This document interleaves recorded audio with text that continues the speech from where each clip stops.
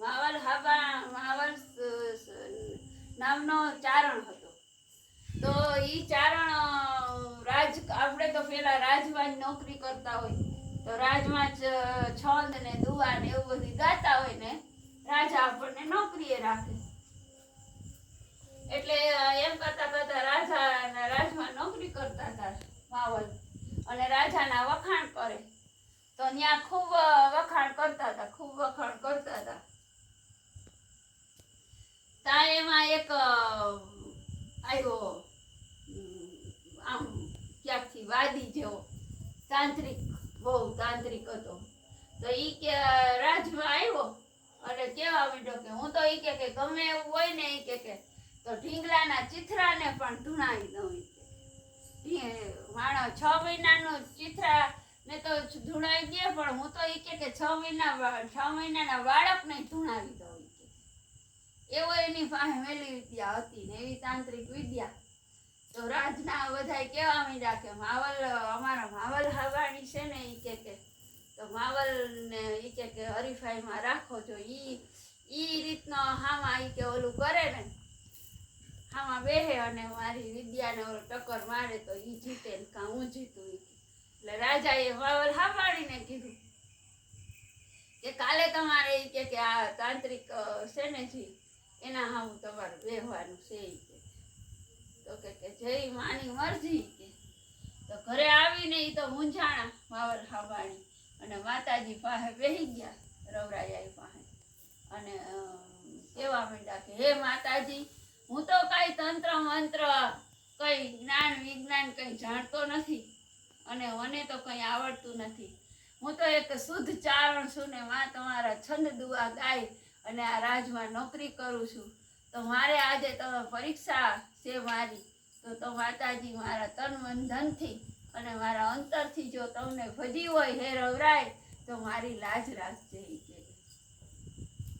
અને હુઈ ગયો માવલ. હુઈ ગયા એટલે રાતે માતાજી સપનામાં આવ્યા અને કીધું કે માવલ. તો કે હા માં.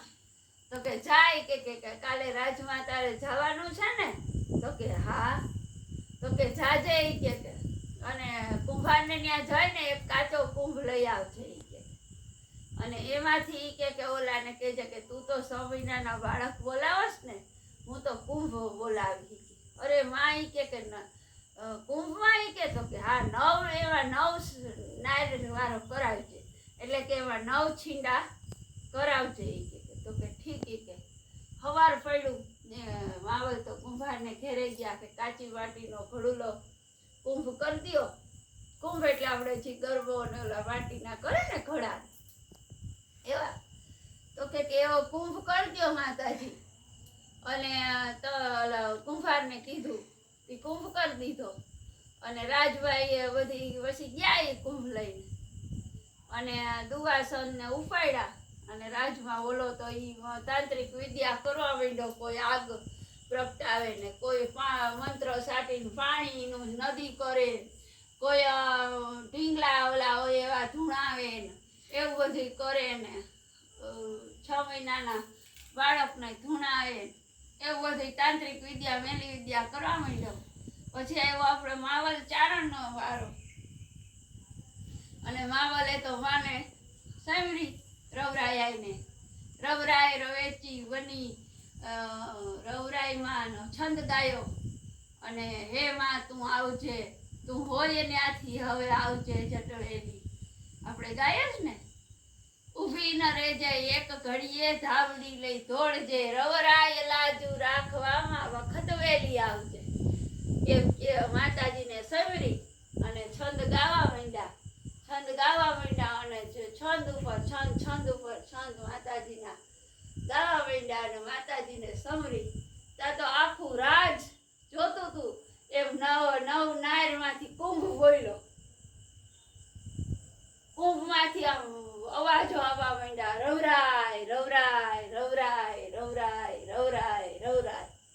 અને બધાય રાજી થઈ ગયા. રવરાય તઈ આ કુંભમાં બોલી હતી.